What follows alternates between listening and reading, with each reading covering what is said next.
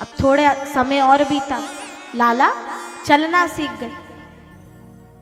जब चलना सीख गए तो लाला जाकर के यमुना जी के पास क्रीड़ा कर रहे हैं,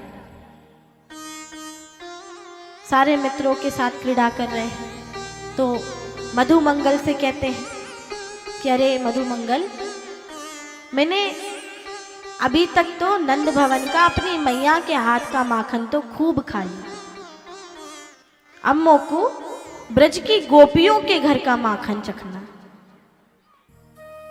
तो सभी से पूछा, ग्वाल वालों से, कि कौन कौन मेरे साथ ब्रज की गोपियों के यहाँ का माखन चखना चाहता है।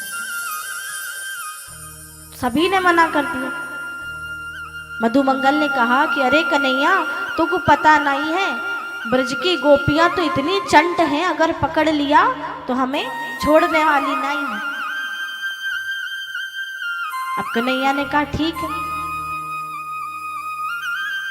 अगर किसी को नहीं चलना है तो मत चलो, मैं तो जाऊंगा और चख के आऊंगा कि कैसा स्वाद है।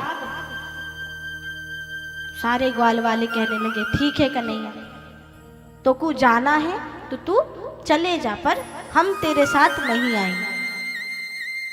तो कन्हैया ने अपने मित्रों को थोड़ी सी लालच दी, कहा कि अच्छा ये बताओ, अगर माखन की 6 मटकियां रखी होंगी तो उन 6 मटकियों में से अगर मैं तुमको 5 मटकी दे दूं और 1 मटकी से माखन खुद खाऊं तो तुम लोग चलोगे? सभी चलोगे?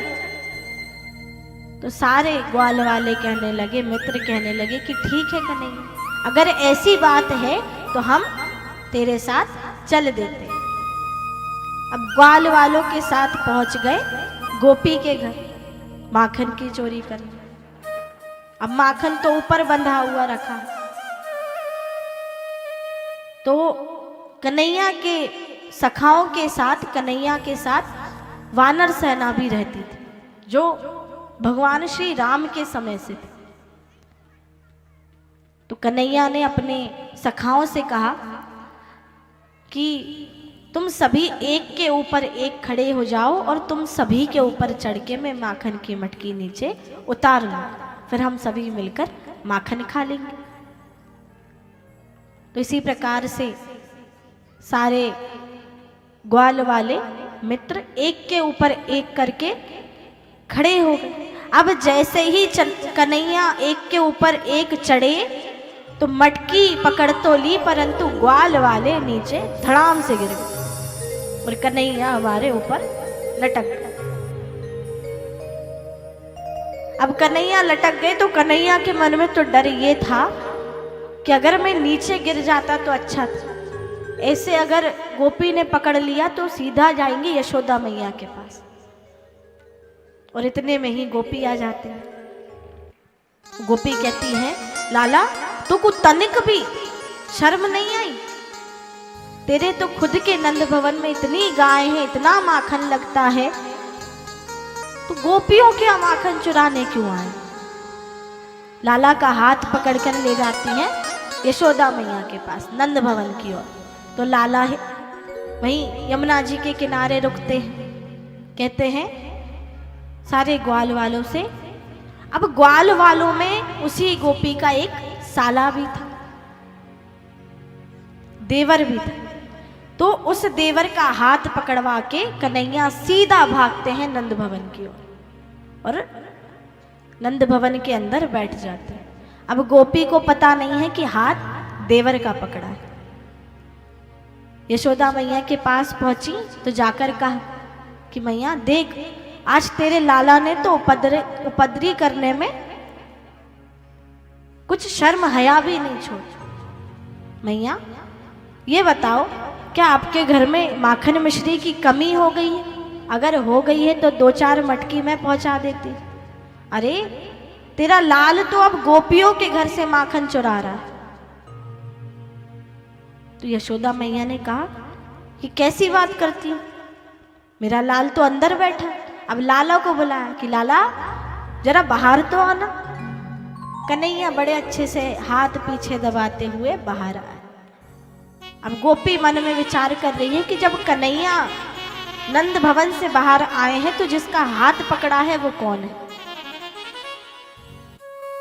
अब जैसे ही देखा तो देवर का हाथ पकड़ा हुआ।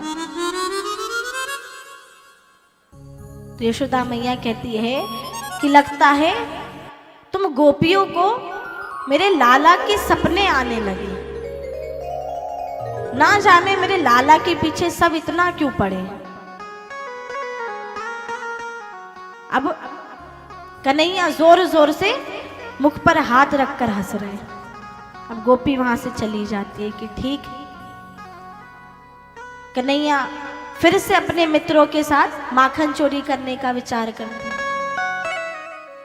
ये जो माखन चोरी की कन्हैया लीला कर रहे हैं वो इसलिए नहीं कर रहे कि उन्हें माखन चुरा के खाना पसंद है, वो इसलिए ये लीला कर रहे हैं क्योंकि गोपियों के मन में भाव था कि हम सभी कन्हैया के दर्शन कैसे पाए।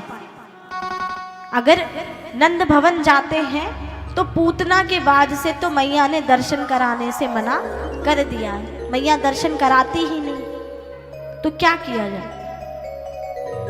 उन सभी का मन रखने के लिए कन्हैया सारी गोपियों के घर माखन की चोरी करने को जाते थे। अब एक बार फिर चोरी करने गए तो इस बार एक गोपी बड़ी ही चंट मिली। गोपी ने माखन की मटकी के ऊपर घंटी बांध दी।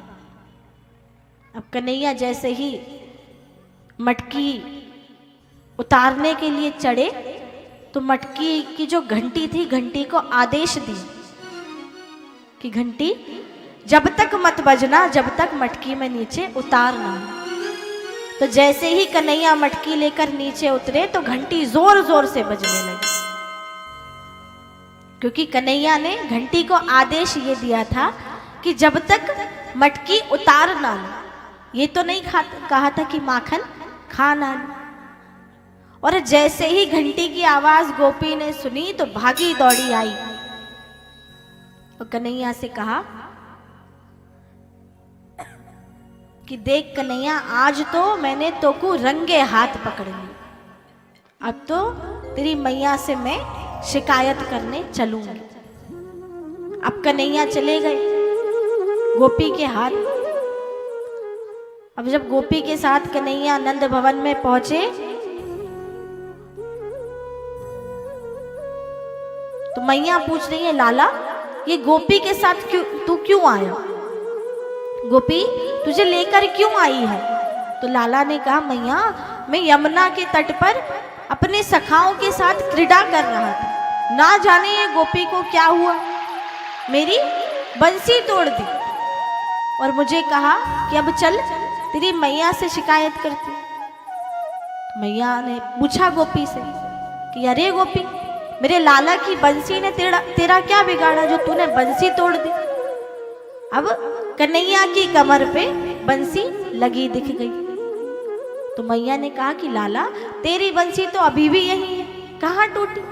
लाला मोह को लगे तू मुँह से झूठ कहवे, लाला सच बता, क्या तूने गोपी के यहाँ से माखन की चोरी की है? तो कन्हैया ने कहा, मैया तो को ऐसा क्यों लगे कि मैंने गोपी के यहाँ से माखन की चोरी करी? अरे मेरे घर क्या माखन की कमी है? मेरे बाबा के पास तो इतनी गाय है और मेरी मैया तो मुझे इतना माखन खिलाती। तो आइए देखते हैं कि कन्हैया किस प्रकार से अपनी मैया को मना रहे हैं।